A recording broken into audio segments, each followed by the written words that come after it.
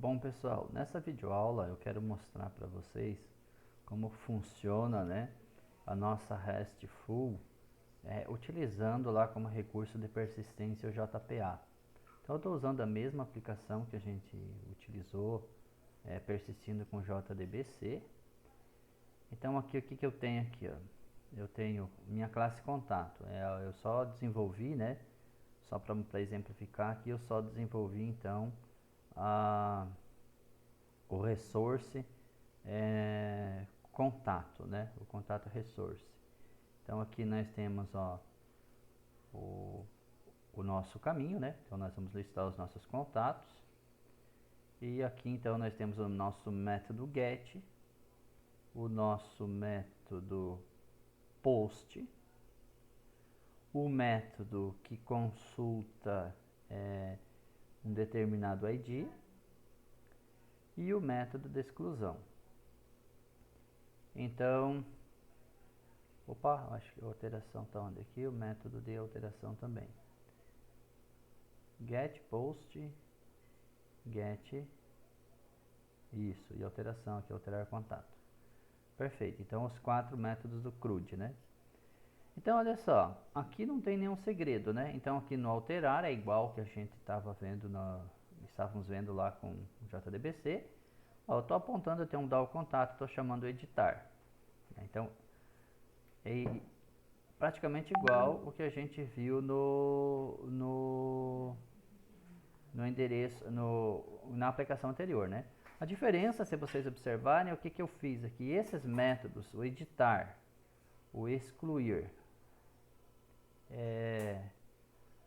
o get one, né, que é pegar um contato a partir de um determinado ID, e o inserir contato, né, então que é o persist, e o get all, eu criei todos aqui então nessa classe DAO contato, e eu criei todos esses métodos como métodos estáticos, justamente para não precisar ter que estar instanciando o objeto aqui dentro então da API, né? Então só chama a classe estática e chama o método e vai funcionar. Então se a gente olhar aqui dentro do DAO contato, o que eu tenho? Eu tenho um persistência que está utilizando, né, então o JPA. Então aqui, ó, olha só, a classe que se conecta, né, com o banco via JDBC. Então ele pega esse nome dessa unidade de persistência aqui, né, e pega esse nome dessa unidade de persistência e a partir desse objeto que retorna, né, a partir desse método estático aqui, create entity manager, ele consegue então criar uma classe que vai gerenciar aquela entidade nesse momento que está sendo chamada, nesse caso aqui é o contato, né?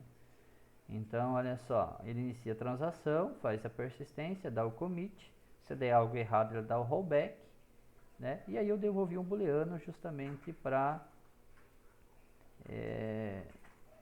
na verdade aqui eu acho que o meu contato resource, é porque eu mostro o objeto que foi criado aqui, né? Então se eu pegar aqui o inserir contato, ele retorna o booleano. Então eu pego o booleano aqui e retorno, né, para quem está consumindo a API. Perfeito. Então veja que não tem muita dificuldade, né? Qual a diferença de usar o JDBC ou usar o JPA? É só uma questão de abordagem para persistência dos dados, porque o funcionamento vai ser o mesmo, né? Então vamos rodar essa API. Vamos rodar essa API aqui, né? Vamos testar aqui pelo put. Deixa eu só pegar aqui o caminho certo. Eu quero ver aqui, ó, ele é o teste. Vou copiar daqui, né? Copiar daqui então a nossa API.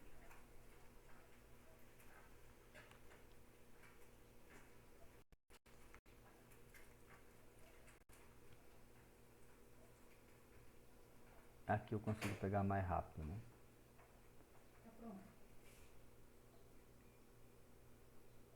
Vou criar aqui um novo então, né?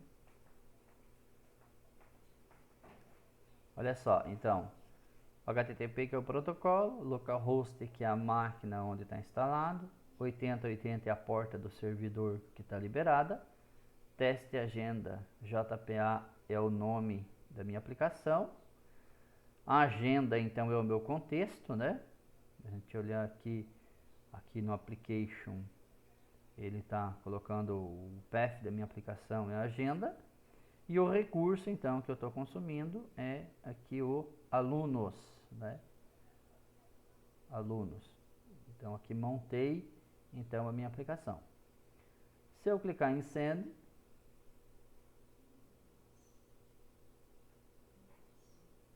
ele me retornou, então, aqui, olha só, em formato JSON, né? Todos os objetos que eu tenho na base de dados, né? Então, esse método aqui vai executar, vai chamar, como eu estou chamando o get, ele vai cair nesse método dentro da API, e esse método da API vai lá, vai chamar o getAll lá no meu DAO contato, e o método getAll aqui no DAO contato, então o que ele faz? Ele criou uma type query. Eu não usei as named queries, né? Mas também daria para estar utilizando as named queries. Mas aqui ele usou o JPQL, né? E criou então uma type de query. E essa type de query ela cria uma query, passa um comando JPQL, então select C from contato C, e ele retorna cada linha como sendo uma classe contato, um objeto da classe contato, né? E aí então ele colocou isso aqui dentro desse objeto TQ, né, que é um objeto da classe TypeQuery. E aí esse objeto ele tem um getResultList, então ele vai me retornar uma lista de contato, né? Então com isso eu consegui, né, isso aqui retorna para a API, né? Retorna para a API e a API usa o JSON para serializar então essa lista de contatos em uma string JSON. E aí então nós temos esse resultado aqui. Se eu colocar a barra agora, o que acontece? Se eu colocar a barra, vamos pegar aqui o código 2, por exemplo, né? Barra código 2, e eu dar um send. Olha o que aconteceu. Ele trouxe aquele registro específico. Então o que aconteceu aqui?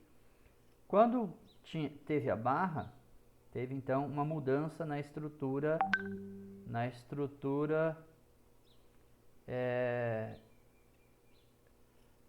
uma estrutura na hora uma mudança na estrutura aqui da URL, né? Então, quando você colocou a barra, o que aconteceu? Ele foi procurar por um parâmetro, né? E daí aqui, qual método que tem a assinatura get, né? Assinatura de verbo HTTP, e que tem um outro caminho. Então, eu acrescentei esse contato ID. Então, daí esse @pathparam vai pegar o valor que está sendo digitado depois da barra, né, e armazenar então aqui dentro do ID.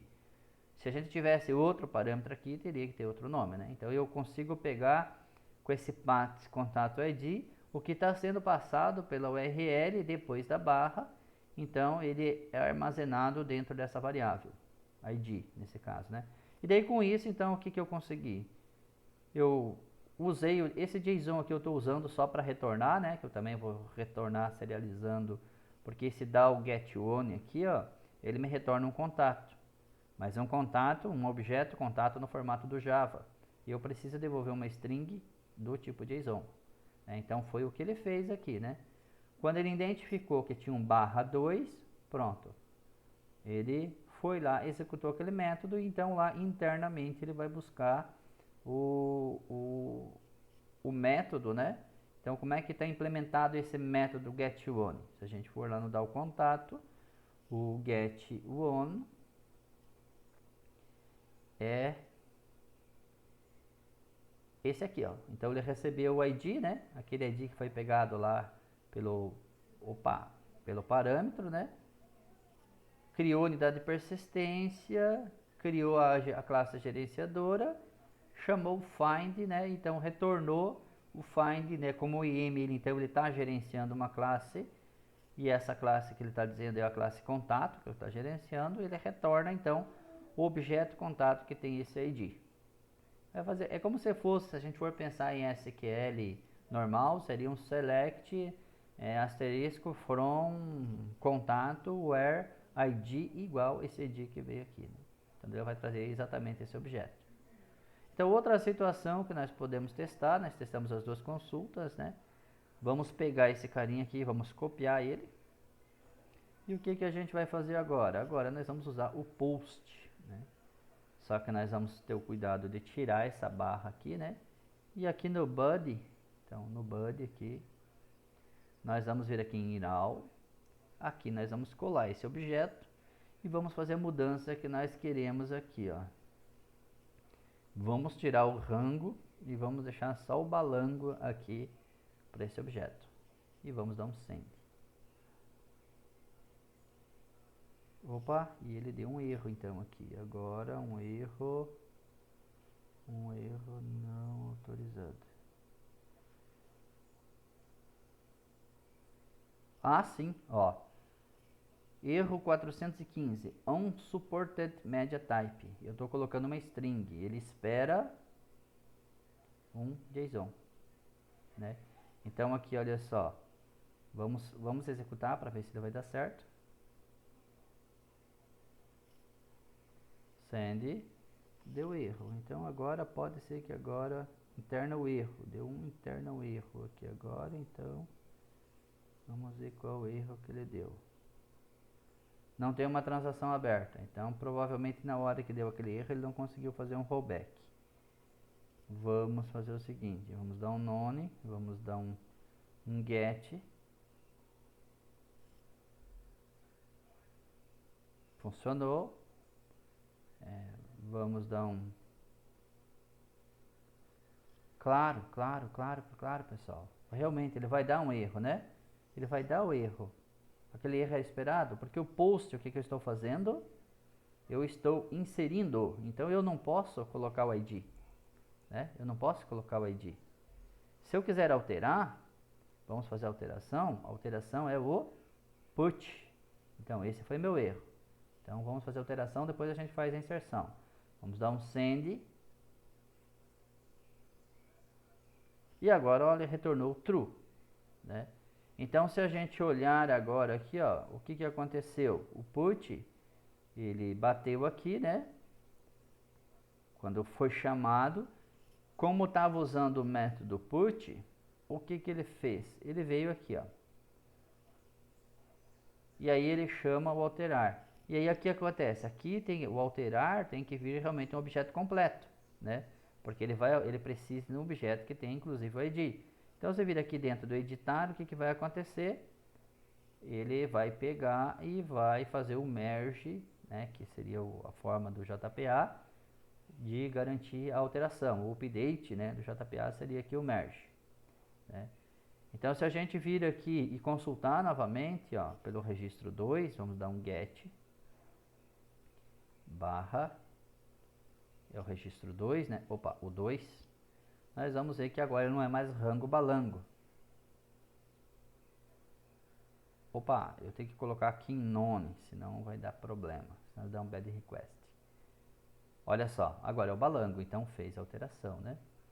Mas agora, então, o que a gente vai fazer? Nós vamos vir aqui e nós vamos colocar o post, que é a nossa inserção, né? Então, vamos remover isso aqui, seria o último teste que a gente precisa fazer.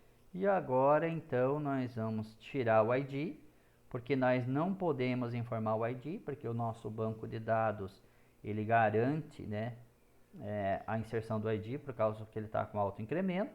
E aqui nós vamos colocar aqui novo nome, criado agora, só para a gente ter certeza. Ah, ele corre o risco dele dar erro, porque ficar com o nome muito grande, né? Mas tudo bem, vamos ver aqui então. Eu acho que o tamanho letra, ó, deu true. Beleza. Se a gente vir aqui agora, colocar em none, e chamar o get, vamos dar um send, nós vamos ver que ele acabou de inserir, ele tem um nome ali que ele é bem estranho, né? Olha lá, teste de novo, vamos navegando, Elizabeth, Balango, novo nome criado agora, né? Então, o que aconteceu? Ele veio aqui, opa, quando eu chamei essa URL com o método post, ele caiu aqui, né? E aí então aqui o JSON se preocupou em desserializar do JSON para um formato Java, né? Então essa biblioteca ela nos ajuda muito, né? Então pega de um JSON e transforma em objeto contato. Ele precisa fazer esse casting, esse typecasting aqui, né? Para ele ter certeza que é um contato.class. E aí eu passei esse objeto, né? Então para o persist lá do meu DAO, né? E isso aqui então a gente já tinha, é semelhante, né, ao editar. A gente já tinha visto anteriormente como isso aqui funciona. Beleza?